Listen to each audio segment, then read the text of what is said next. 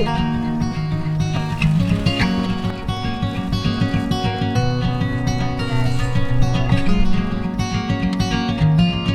everyone, I hope you guys are doing well.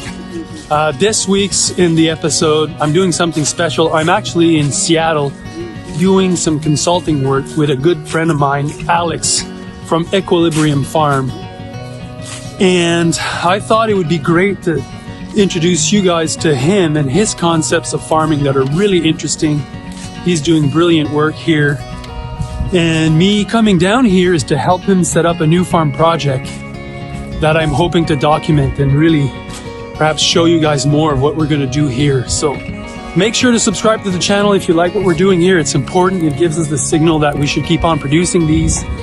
And the magazine came out last week. Hope you guys are enjoying it. If you haven't, check it out. Growers Magazine is a bomb. You guys are amazing. Okay, Ecolibrium Farm. Let's do it.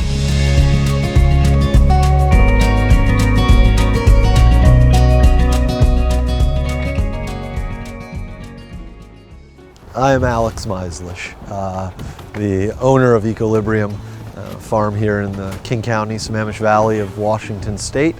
My purpose here is to create a culture around food in the field, at the dinner table, and in this community. To share a little bit more about what's going on here, we got the South 47, which is 47 acres. We've got 5 farms here, maybe 6. Of those, 1, 2, 3, 4, 5 farms. 3 of them are market gardens at this point.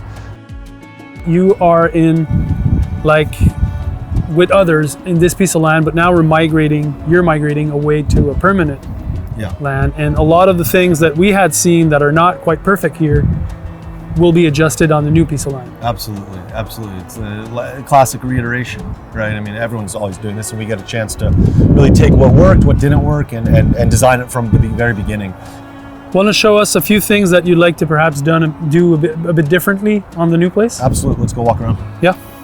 Look, when they built this place, when they put these in the 90s, I imagine, I'm sure this was dry land, but oddly, this is one of the wettest parts of the property. We've got that hill over there, and I think that water rushes down it and everything's trying to go to the northwest. So literally, these greenhouses are under standing water in January and February. So the area that should be able to be 12-month growing is not effective, right? It's some of the last land I can get in. Okay. So, properly sized, first of all. This is 20 by 50. I'd like 30 by 100s or 105s. But also properly sited, right? With good trenching, good drainage, tight seal. If you look out here, I mean, you've heard me say it before, we're a shipping container and porta potty farm. I do want a slightly more infrastructure. We're cold in the winter, and I get that winter's cold, but we literally have nowhere inside to go here. Mm-hmm. The only place inside we can go in this farm is in the walk-in or in a vehicle. But and that's just a poor level of infrastructure to really have happy employees or just effectively warm up. You've said it from the first time you came out. In 2018, I remember it. We walked out to the walnuts, and you just commented on how spread out it was, right? The design here just didn't flow, right? We've got a wash pack 300-400 yards from some fields.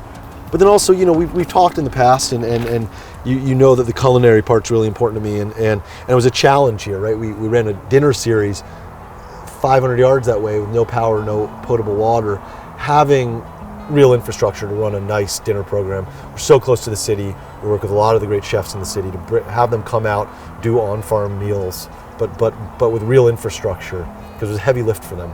That's going to be great, and I'm really excited to get back to that. So in your mind, in your business plan, the idea of having a culinary lab or a space to really do some hosting and some dining, even not a restaurant, but an event place. Yeah, not a restaurant. From a zoning standpoint, we can't be a restaurant. I think that I've looked at some of the county code. I'm beginning to dive into some of that jurisdictional stuff. There's not a lot written about agritourism. When you look at the code, it's 100 years ago. Agritourism is this weird beast that the county doesn't quite know how to deal with. But to me, it's the part of a farm I want. I think it's part of a modern farm, that diversification. I'm always thinking about what are the services we can offer, and I think, because the product's got that narrow range. So from a monetization standpoint, I think those on-farm events are huge. People are clamoring for it. People want it.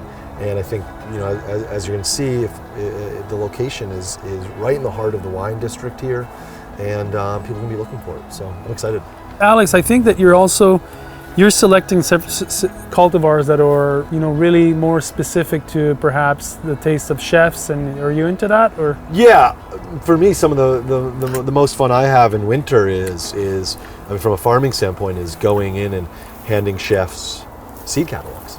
And I love the chefs that really like the seed catalog, right? Because to me, it's I want to do what they're envisioning and join them in that. And sometimes I pre-sell beds and just say what comes off of this is 100% yours, which I think is interesting. Because then in July, when a chef says I want green tomatoes, June, you wouldn't normally take off green tomatoes, but I say it's your bed. You've already paid me the money. Mm-hmm. I'll do what you want. You want the vine for a decor? Great. I think that's an interesting way to do it. And I think again that.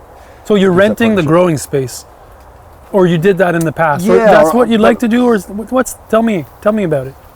Well, I want to just explore the other ways of doing it. I think for so long it's been the farmer sits around, thinks about what they're going to grow, brings it to market, and hope the market bears it, right? And reflects on, we sold more of this, less of this. But I think to join people earlier on in that process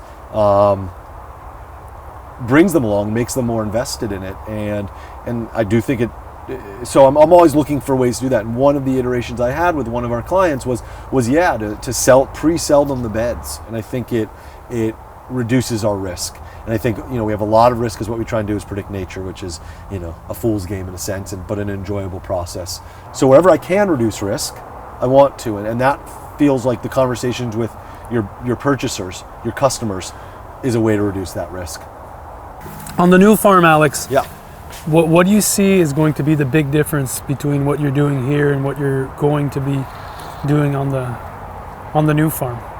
Well, I think it's carrying the elements of market gardening and taking it there. I think better design. I really think that's a huge difference. Just having a space that works a little bit more. I feel like we're constantly just kind of making it work, and I just think that in aggregate, when you lose, I know quantifying it doesn't make sense, but that's 20% less efficient of a wash pack, and 20% less efficient of a road, and 20% less efficient of a greenhouse. You bleed out everywhere, and so just really having that design up front that allows for efficient movement. And you're really thinking about standardizing your bed lengths and blocks and putting biodiversity and hedgerows, and that I think that you got interested in that through Absolutely. FQT Farm, what you saw there. And I think so, yeah. I think, look, the background comes from, am I wearing it? What am I wearing? Yeah, working at Foothill Horizons, right? Working in the California environmental ed scene still drives me, right?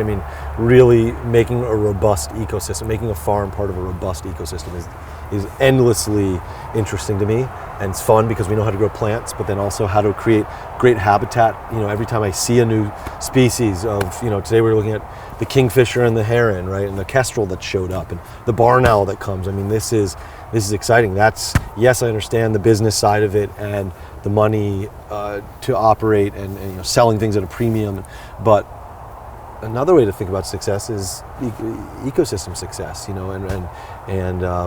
and anytime I come across an operation that I think is inspiring in that regard, I respond great to it. And I think FQT has done a great job with it. I love the hedgerows. I love the idea of the blocks with hedgerows between. I think that really makes these islands of ecosystems that are really cool.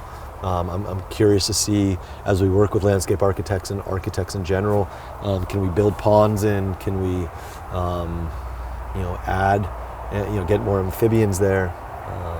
You think you can get compensated through either somehow this can be paid for by the state, or there's a ton of grant money. There's a ton of grant money in this county, and just in general. I think there's, it's something that I also want to be better at, and then also share that stories. I think there's a lot of money out there for farms. You begin to look through USDA, through counties. Obviously, our county supports small farming, wanting to make a pretty robust local food economy. So there's money there, and I hope to have the culinary kitchen paid for with some of that as well. But yeah, I think, for example, this I hope we can walk and everyone can see it, but we did a ditch dredging project, which was a 3-way partnership between King County that we're in, KCD, which is the conservation district for King County, and us. And we dredged 3,000 or so linear feet of ditch. Cost $50,000, and 40 of them came from the county, right? And so that goes a long way, that kind of cost sharing. And I know people that are better at that game than I am. I want to engage them in the conversation. People that have, get good. It's not a game. But people that get good grants and know that landscape. I'm excited to learn from them and see what's out there. So grants are there, and it's just up to people to go and get them. Yeah, and I think up to organizations, institutions that can specifically help them get them, because farmers have a ton to worry and think about. So, but these are all the layers that I think make an awesome community that supports the farm. It's not just the farmer. It's not just the farmer and the crew. And I think that people are serious about it. And I think a lot of people are invested beyond just farmers and eaters in making local agriculture work. Exciting. Yeah, I'm excited. Cool. Yeah, I'm glad you're part of it, buddy.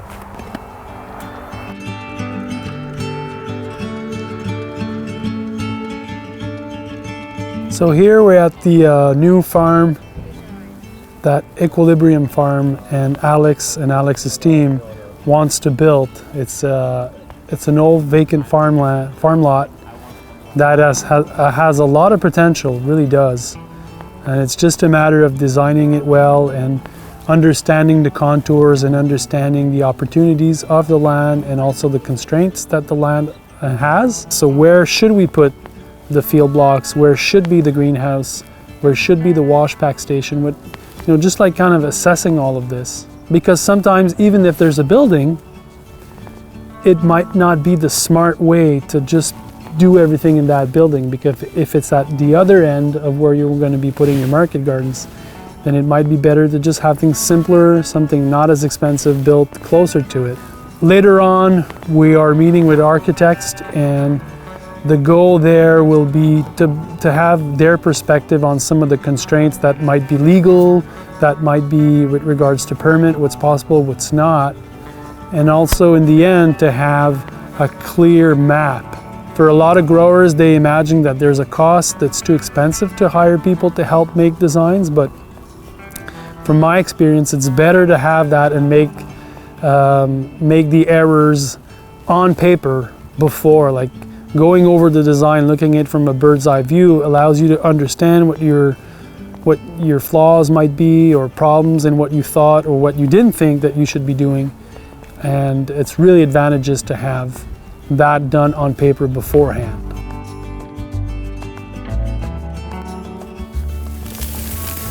You can just see how dark it is, but you can also see that it still has the glass in it. This is great. It's I know. The best. But we got to clear that line. That is really amazing soil, for real. I'm not joking. I know. It's very rich. It's very rich. It's incredibly peaty, and there'd been horses and cows on it, pooping for years.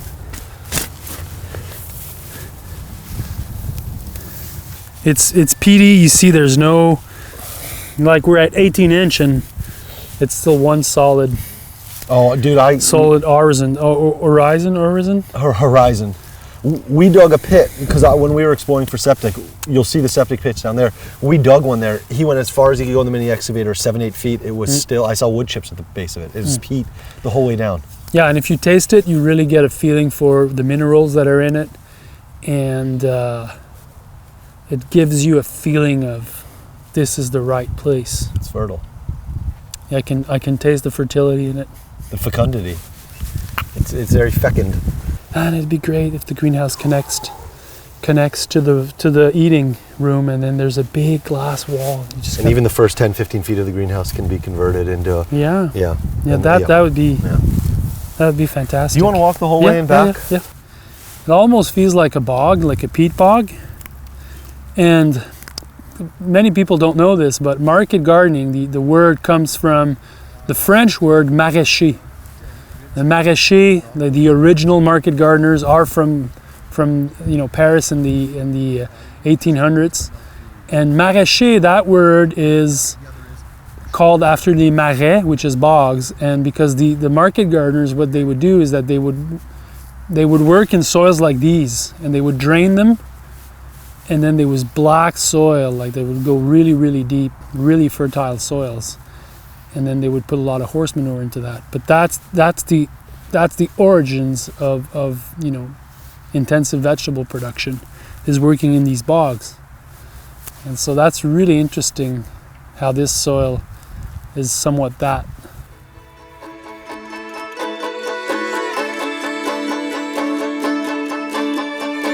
So that's it for this week's video. I hope you guys enjoyed it. We didn't show you this in this video, but we were also there because we were doing Growers & Co.'s launch party. And that's probably going to be showed in another episode because it was epic. And it also highlighted Alex's really deep sense of community and why he's involved in farming and, you know, what's his goal. Thanks again for tuning in. Don't forget to subscribe and share. Share the video to friends of yours that might enjoy this material that we're making. We're having a good time doing it. I hope you guys are enjoying it too. Don't forget, if you want to know more about the masterclass, the online course that I teach, check it out on themarketgardener.com. And if you want to be part of our community, check out the work we do at Growers & Co. Hope you guys are well. Be safe, have fun, farm on. JM out.